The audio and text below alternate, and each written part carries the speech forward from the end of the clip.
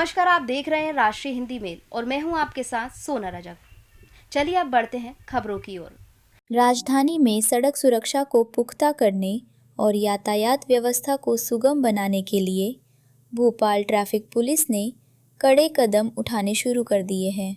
Traffic additional DCP बसंत कौल ने हाल ही में शहर की बिगड़ती ट्रैफिक स्थिति और सुरक्षा मानकों को लेकर महत्वपूर्ण दिशा निर्देश जारी किए हैं। इस नई व्यवस्था के तहत अब दो पहिया वाहन चालक के साथ साथ पीछे बैठने वाली सवारी पिलियन राइडर के लिए भी हेलमेट पहनना अनिवार्य कर दिया गया है। एडिशनल डीसीपी ने स्पष्ट किया है कि सड़क दुर्घटनाओं में होने वाली जनहानि को रोकने के लिए यह कदम उठाना आवश्यक था, क्योंकि आंकड़ों के अनुसार अधिकांश घातक चोटें सिर में हेलमेट न होने के कारण लगती है। नियमों का उल्लंघन करने वालों पर अब सख्त कानूनी कार्रवाई की जाएगी और बार बार नियम तोड़ने पर ड्राइविंग लाइसेंस निरस्त करने की प्रक्रिया भी शुरू की जा सकती है। हेलमेट की अनिवार्यता के साथ साथ शहर में चल रहे मेट्रो रेल परियोजना के काम से उत्पन्न होने वाली ट्रैफिक समस्याओं पर भी विशेष ध्यान दिया गया है। मेट्रो निर्माण के कारण कई प्रमुख मार्गों पर सड़कें संकरी हो गई है, जिससे पीक आवर्स के दौरान जाम की स्थिति बन रही थी। इस मुद्दे को गंभीरता से लेते हुए एडिशनल डीसीपी ने मेट्रो अधिकारियों के साथ समन्वय स्थापित कर नई ट्रैफिक व्यवस्था लागू की है। इसके तहत निर्माण स्थलों के आसपास अतिरिक्त यातायात पुलिसकर्मियों की तैनाती की गई है और रूट डाइवर्जन के साथ साथ साइन बोर्ड्स की संख्या बढ़ाई गई है, ताकि वाहन चालकों को असुविधा न हो। जनता की ओर से लगातार उठ रही मांगों और सुझावों को ध्यान में रखते हुए पुलिस प्रशासन ने अब अवैध पार्किंग और यातायात नियमों की अनदेखी करने वालों के खिलाफ जीरो टॉलरेंस की नीति अपनाने का निर्णय। नमस्कार, आप देख रहे हैं राष्ट्रीय हिंदी मेल और आज हम मौजूद हैं traffic additional DCP sir Kaul sir के साथ में और इनसे हम ट्रैफिक व्यवस्थाओं को लेकर कुछ खास बातचीत करने आए हैं, जैसे कि बढ़ते रोड एक्सीडेंट्स और बढ़ती ट्रैफिक व्यवस्था को लेकर क्या कुछ ऐसे नए नियम कानून लागू किए गए हैं या उन पर व्यवस्था को लेकर बात की गई। आइए सर से हम बातचीत करते हैं। सर। हाँ जी, नमस्कार। आप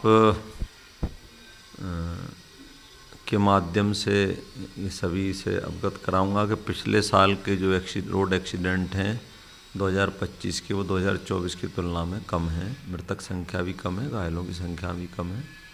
ट्रैफिक अवेयरनेस के जगह जगह जो कार्यक्रम चलाए जाते हैं, वाहनों को, चालकों को यातायात नियमों को पालन कराने के लिए सड़क पर समझाइश भी दी जाती है, चालानी कार्रवाई भी की जाती है।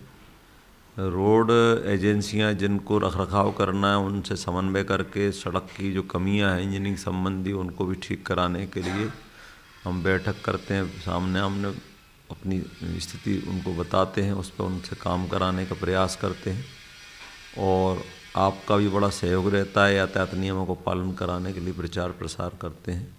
इन सब कारणों से व्यवस्थाएं होती हैं।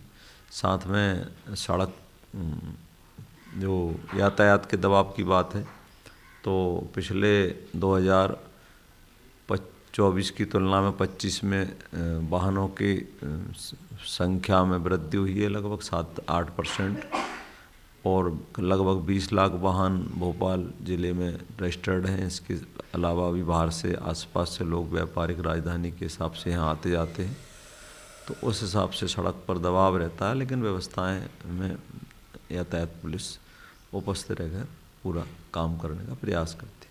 सर, ये मेट्रो के काम को लेके जैसे कि ट्रैफिक व्यवस्था में काफ़ी कमी आ रही है, उसको आप कैसे देखते हैं? मेट्रो काम भी ज़रूरी है। भविष्य राजधानी है हमारी भोपाल, उस दृष्टिकोण को रखते हुए आगामी 10, 20, 25 साल की कार्य योजना के हिसाब से मेट्रो काम आवश्यक है। साथ में जो फ्लाईओवरों के निर्माण हो रहे हैं वो भी आवश्यक है। 8 लेन का निर्माण अयोध्या बाईपास पूरा बन रहा है, वो भी आवश्यक है। और साथ में हम इनके निर्माण के साथ ट्रैफिक को संचालित कराने का प्रयास करते हैं। संबंधित एजेंसी से, निर्माण एजेंसी से सुविधाएं दिला करके ट्रैफिक पुलिस की उपस्थिति से वो जनता को समय ज़रूर लगता है, लेकिन ट्रैफिक चलाने का पूरा प्रयास करते हैं। सर, आप लोगों को क्या संदेश देना चाहेंगे, जैसे कि लोग सड़क पर सुरक्षित चले, जिससे कम से कम दुर्घटना हो, लोगों को ट्रैफिक अवेयरनेस बढ़े, उसके बारे में आप क्या कुछ कहना चाहेंगे? आप देख रहे हैं पर डे युवा पीढ़ी नई नई कंपनियों के वाहन सड़क पर लाती है, और जो कहना चाहिए जिनकी हाई स्पीड 160 किलोमीटर से 220 किलोमीटर प्रति घंटे की रहती है, और जन्मदिन मनाने के लिए, पार्टी करने के लिए शहर के आउटर साइड में जाते हैं। वहाँ चूँकि उम्र युवा हैं, गर्म खून है, स्पीड वाहन की ज़्यादा कंपनी द्वारा दी जाती है, तो वो इन बातों का ध्यान भूल जाते हैं कि हमको सड़क पर किन नियमों का पालन करना चाहिए और क्या नहीं करना चाहिए। जैसे कि बताऊं, 2 पहिया वाहन चलाते हैं तो हेलमेट का धारण स्वयं भी करें और पीछे बैठने वालों को भी हेलमेट धारण कराएं। शराब पी करके वाहन ना चलाएं। शराब नशा है, नशे से परिवार उजड़ते हैं, बिगड़ते हैं, परिणाम बुरे होते हैं। वाहन के 4 पहिया चालक हैं, उनको भी यही आपके माध्यम से संदेश दूंगा कि सीट बेल्ट अवश्य लगाएं। सीट बेल्ट लगाने के साथ यातायात नियमों के संकेतों का पालन करें, ट्रैफिक सिग्नल का पालन करें। सड़क पर आपस में एक दूसरे को ऊपर नीचे दिखाने के लिए वाहनों का कंपटीशन चलाने के दौरान ना करें। ऐसे रोज़ बुरे परिणाम आते हैं जिनको हम पर डे देखते हैं आँखों से, और या तो गंभीर अवस्था में आईसीयू में भर्ती करते हैं हम, या फिर मर्चरी रूम भेजना पड़ते हैं। तो आपका घर पर कोई इंतज़ार कर रहा है। इस दृष्टिकोण से वाहनों को चलाते समय यातायात नियमों का पालन करें। सर, जैसे कि को पैसेंजर को भी हेलमेट लगाना अनिवार्य कर दिया गया है, पर आजकल कोई लोग इनका पालन नहीं कर रहे, तो सर उसके लिए क्या कठोर कार्रवाई की जाएगी आपके द्वारा? सबसे पहले होती है आदमी के परिवार की पुलिस। जहाँ से वाहन उठाते हैं, चाबी लेते हैं, लगाते हैं, वहाँ पहले रोका टोकी होना चाहिए। चाहे माता पिता हों चाहे बच्चे, माता पिता पर नियंत्रण करें। नियंत्रण पहले वहीं से ही शुरू होगा, क्योंकि जिसके घर में बुरा परिणाम आता है वो सबसे ज़्यादा दुखी होता है। पुलिस तो सड़क पर नियमों का पालन कराने के लिए जब कोई नहीं करता है तो तब हम कराते हैं। पहला नियम तो उन अभिभावकों को कराना चाहिए जिनने वाहन दिलाया है, और उन बच्चों को अपने माता पिता से कराना चाहिए जिनसे उनका परिवार चल रहा है। तो आपके माध्यम से कहूँगा कि सड़क पर जब भी चलें, सड़क के नियमों का पालन कराने के लिए उन बिंदुओं का ध्यान रखें, क्या करना है और क्या नहीं करना है।